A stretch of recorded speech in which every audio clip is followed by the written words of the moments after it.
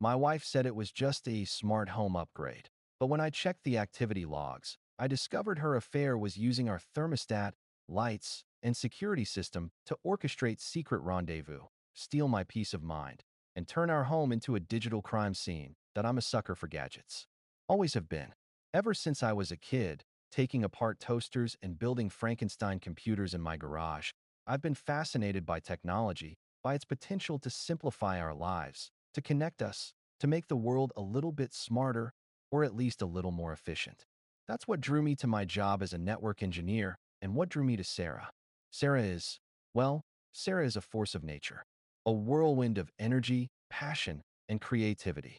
She's an artist, a painter, with a vibrant spirit that I find both intoxicating and a little bit intimidating. She is a lot better at technology than many people assume. She and I were able to meet at the local tech shop, and that's really where everything started.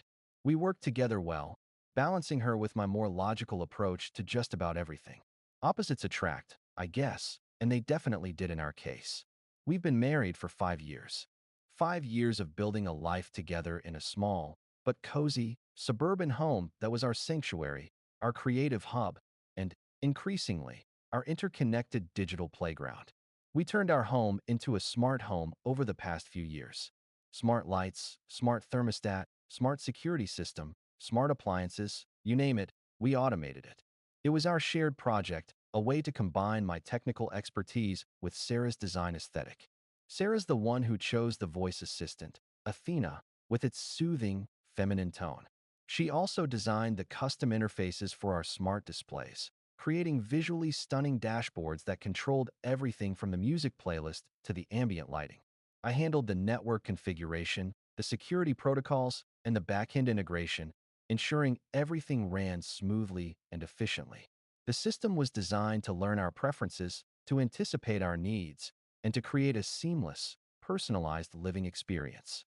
And for a long time, it worked perfectly. The lights would dim automatically when we settled in to watch a movie.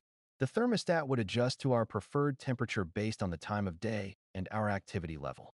Athena would play our favorite music in the morning, read us the news headlines, and even order groceries when we were running low. It was convenient, efficient, and undeniably cool. Then, about 3 months ago, things started to get a little weird. It started with small glitches, minor inconsistencies that I initially dismissed as normal system errors. The lights would flicker unexpectedly, the thermostat would fluctuate erratically, and Athena would occasionally misinterpret our commands, playing the wrong music or reciting nonsensical facts. "It's just a software update," Sarah would say, brushing off my concerns. "Every system has its quirks. It's nothing to worry about." But the glitches became more frequent and more pronounced. The lights started dimming at odd hours, just when I was trying to work, and the thermostat would crank up the heat in the middle of the night, leaving us sweating and uncomfortable. Athena started developing a mind of her own, playing Sarah's favorite yoga playlists at random times, even when I was trying to concentrate on a conference call. I started to suspect something was wrong, a deeper technical issue that needed to be addressed. I pulled up the system logs, intending to diagnose the problem, but found that the admin password had been changed. "Hey, did you change the Athena password?" I asked Sarah one evening, as we were settling in for dinner. She looked up from her phone, her expression slightly defensive. "Oh yeah, I did. It was getting too easy to guess. I wanted something more secure." It was a reasonable explanation, but it didn't quite ring true. Sarah had never been particularly concerned about security. She was more focused on aesthetics, on making things look pretty. The sudden change in her attitude felt off. I asked her for the new password, but she hesitated. "It's kind of complicated," she said. "I'll just handle the settings from now on. You don't need to worry about it." I bristled at her response. It wasn't just about the password. It was about the underlying message. "This is my domain now. You're not welcome here." The glitches continued, becoming increasingly tailored to our individual preferences.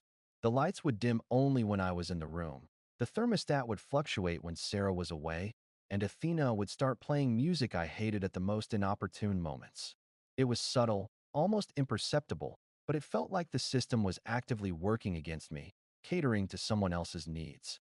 "The AI is just learning our preferences," Sarah would say, smiling sweetly, but I couldn't shake the feeling that something more sinister was at play. Then came the incident with the security system. One morning, I woke up to find the front door unlocked. I distinctly remembered locking it before going to bed, and the system logs confirmed it. The door had been unlocked remotely at 3:17 a.m. using a code that only Sarah and I knew. I confronted Sarah, my voice trembling with a mixture of anger and fear. "Did you unlock the front door last night?" She looked at me, her eyes wide with innocence. "No, honey, I didn't. What are you talking about?" I showed her the system logs, pointing to the time-stamped entry with our user code. She stared at the screen, her expression blank. "I don't understand," she said, her voice barely a whisper. Maybe it was a glitch? Maybe the system malfunctioned. But I knew, deep down, that it wasn't a glitch. Something was happening in our smart home, something that was far more deliberate and far more disturbing than a simple system error. The technology that was supposed to bring us closer was now driving us apart, and I had no idea why. And for what it was worth, this was the scariest situation for me, as well as for Sarah. What would come next? The unlocked front door rattled me. More than any of the prior glitches, this felt like a deliberate breach, a violation of our safety, and a clear message that I wasn't in control of my own home. Sarah's feigned innocence only amplified my unease. She was either a skilled liar, or she was genuinely unaware of what was happening, which, in some ways, was even more terrifying. It showed there was a third party here. I needed to understand what was going on, and I realized that I couldn't rely on Sarah for answers. I had to take matters into my own hands, to become a digital detective in my own home, to unravel the mystery that was slowly consuming my life. The first thing I did was secure the perimeter. I changed all the passwords to our smart home system, using complex, unique codes that I didn't share with Sarah. I enabled two-factor authentication on every account, adding an extra layer of security to prevent unauthorized access. I also installed a network monitoring tool on my computer, allowing me to track all devices connected to our home network and to analyze their traffic patterns. It was a deep dive into the tech side, but it was for the best for my concerns. Then, I started observing Sarah's behavior more closely. I tried to be subtle, avoiding direct accusations or confrontational questions. I wanted to see if she would reveal anything on her own, if she would slip up, or if she would try to manipulate me further. What I noticed was a growing defensiveness, a heightened sense of anxiety, and an increasing reliance on her phone. She'd clutch it tightly, always facing away from me when she was texting, and would quickly minimize the screen if I entered the room. I also noticed a change in her schedule. She started taking on more evening yoga classes, claiming there was a surge in demand. However, she has always been the flexible type, so I had to know what to do. More specifically, these classes started to line up with times when I had to work late, leaving her alone in the apartment for extended periods. I tried to see what was on her end with a Google Calendar. I wanted to access her Google Calendar without her knowledge, and that proved to be extremely difficult to do. What was I going to do? One evening, while Sarah was in the shower, her phone buzzed on the nightstand. I hesitated, my conscience warring with my growing suspicions. I knew I shouldn't snoop, that invading her privacy was a breach of trust, but the temptation was too strong to resist. I glanced at the screen. It was a text message from an unknown number, simply saying, "See you tonight." Winking face. The emoji, that casual, flirtatious wink, sent a jolt of anger through me. It was a confirmation of my worst fears, a blatant sign that Sarah was not only keeping secrets, but actively engaging in something deceitful. With a surge of adrenaline, I started checking the Wi-Fi router, and I found a strange connection I had never authorized with a MAC address I did not recognize. I would have to look more into it. That night, I couldn't sleep. I replayed every memory of Sarah, searching for some explanation, some justification for her behavior. I thought back to the day we first met, the instant connection we'd felt, the years of shared laughter and intimate moments. How could someone who had once been so open, so loving, become so secretive, so distant? The thought was a painful one. In fact, I did not know how this had happened. Was it right for me to feel betrayed? Absolutely. But how would I go on? The next morning, as I was getting ready for work, I noticed something strange about the smart thermostat. It was set to 75 degrees, far higher than our usual setting, and the schedule had been altered to keep it that way throughout the day, even when we weren't home. "Hey, did you change the thermostat settings?" I asked Sarah, trying to keep my voice casual. She glanced at the thermostat, then shrugged. "Oh yeah, I did. I was feeling a little chilly last night, so I bumped it up. I'll change it back later. Her explanation sounded plausible, but something about her tone felt forced, rehearsed. And that's when it hit me. The new settings were not designed for her comfort. They were designed for someone else. Someone who preferred a warmer temperature. Someone who might be spending time in our apartment while I was at work. It seemed highly likely. I excused myself to the bedroom and used the excuse that I was checking on something on the desktop. There was a desktop there that I never turned on, and it made a great cover. While there, I connected to the printer and printed off all the files, and went off to the public library where I had a private drive so I could hide my files. After all, if she knew, it would be catastrophic. That night, while Sarah was in the shower, I went through that connected device's system logs, and that's when I found a MAC address. She had named it what our cat's name was, Snowflake. But Snowflake did not have the ability to use that high of a bandwidth. I was connecting the dots, and they were coming together to build something. Update 1. The weight of the evidence was almost unbearable. I had the activity logs, the MAC address, the suggestive text message, the escalating smart home glitches, all pointing to a single, devastating conclusion. Sarah was not only having an affair, but she was brazenly conducting it in our own home, under my very nose. The rational part of my brain urged me to gather more evidence, to build an airtight case before confronting her. But the emotional part, the part that was wounded and betrayed, craved immediate action, a dramatic showdown, a chance to unleash my pent-up anger and hurt. I knew I couldn't act impulsively. I needed a plan. I needed to protect myself, my heart, and my future. I decided to enlist the help of someone I trusted implicitly, my sister, Jessica. Jessica is a no-nonsense attorney, a sharp, strategic thinker who wouldn't let emotions cloud her judgment. I called her that evening, pouring out the entire story, from the initial suspicions to the damning evidence I had uncovered. Jessica listened intently, her voice growing increasingly serious. "Mark, this is a lot. You need to be careful. This could get messy, both legally and emotionally. First things first, you need to document everything. Save those text messages, copy the smart home logs, photograph anything that seems out of place. Build a solid record of her actions." She advised me to consult with a divorce attorney to understand my legal options and to protect my assets. She also cautioned me against confronting Sarah directly, at least not until I had a clear plan in place. "You don't want to tip your hand before you're ready," she said. "Let her keep digging her own grave." Following Jessica's advice, I spent the next few days building my case. I created a secure, encrypted folder on my computer, storing all the evidence I had gathered, screenshots of the smart home logs, copies of Sarah's text messages, photographs of the unfamiliar items in our apartment, even a detailed timeline of her suspicious activities.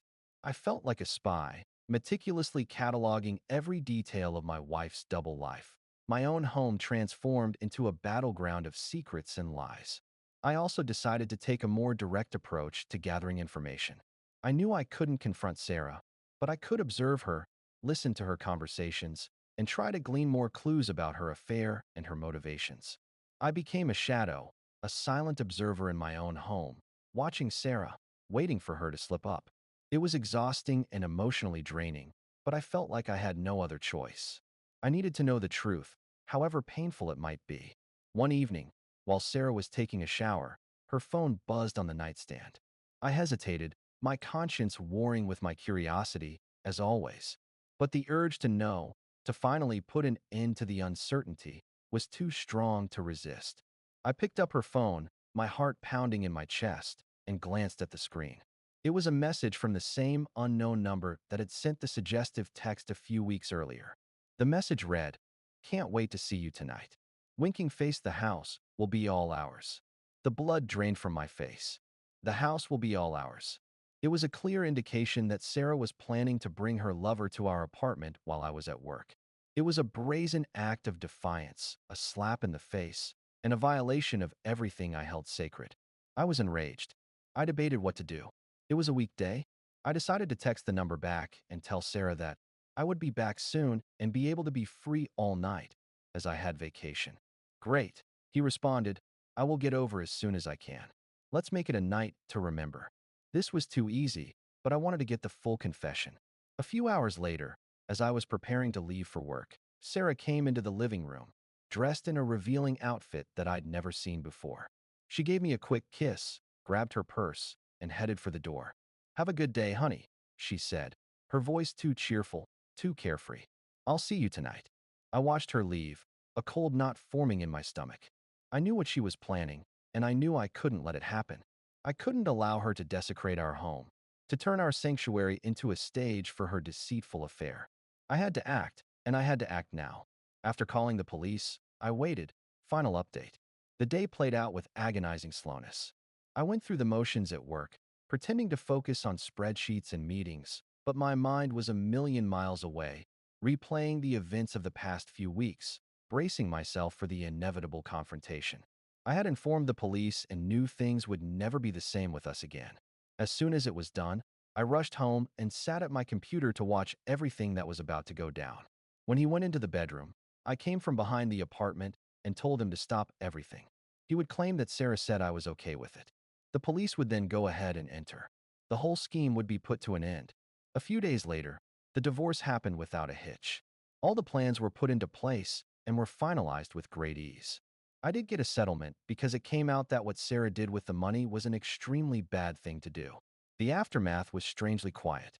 The adrenaline of the past few weeks subsided, leaving behind a void, an emptiness that seemed to echo through the apartment. I spent the next few days packing my belongings, sorting through memories, and trying to make sense of what had happened. The question that weighed most heavily on my mind was this: how could I have been so blind? How could I have missed the signs, ignored the red flags, and allowed myself to be so completely deceived? I realized that I had been so focused on the data, on the tangible aspects of our relationship, that I had neglected the emotional connection, the unspoken needs, and the subtle shifts in Sarah's behavior. I had trusted her implicitly, without questioning her motives, without probing beneath the surface of her carefully constructed facade. It was a painful lesson, but a valuable one. I learned that trust is not something to be given blindly, but something that must be earned, verified, and constantly nurtured. I learned to listen to my instincts, to pay attention to the subtle cues, and to prioritize my own well-being above the desire to avoid conflict or maintain a false sense of harmony. I was also grateful for the support of my friends and family, who rallied around me in my time of need, offering comfort, guidance, and a much-needed dose of reality. I learned that true friendship is not about shared interests or common goals, but about unwavering loyalty, unconditional support, and the willingness to tell you the truth, even when it's hard to hear. And as for Sarah, I eventually learned the full extent of her deception. She had not only been having an affair with Alex, the personal trainer, but she had also been embezzling money from our joint account, using it to fund her lavish lifestyle and to pay for her own personal expenses. The side hustle was a complete lie, a fabrication designed to conceal her true activities. The police brought charges against her for theft and fraud. At the trial, she was sentenced to 2 years in prison. Although justice was served, there was no celebration. The woman that I knew was now someone completely unrecognizable, and those memories and the potential future was something that was difficult to overcome. In the end, I sold the smart home, unable to bear the memories associated with that place. I moved to a new apartment, one that was simple, clean, and free of any technological intrusions. I started a new job, met new people, and slowly began to rebuild my life, piece by piece. The scars of betrayal would always remain, a reminder of the pain I had endured. But I also emerged from the experience stronger, wiser, and more resilient. I learned to trust my instincts, to prioritize my own well-being, and to value genuine connections over superficial charm. I learned that while technology can enhance our lives in many ways, it can also be used to deceive, to manipulate, and to control. And most importantly, I learned that true happiness comes not from external validation or material possessions, but from inner peace, self-respect, and the unwavering support of those who truly care about you. So I began to focus on a lot of self-care.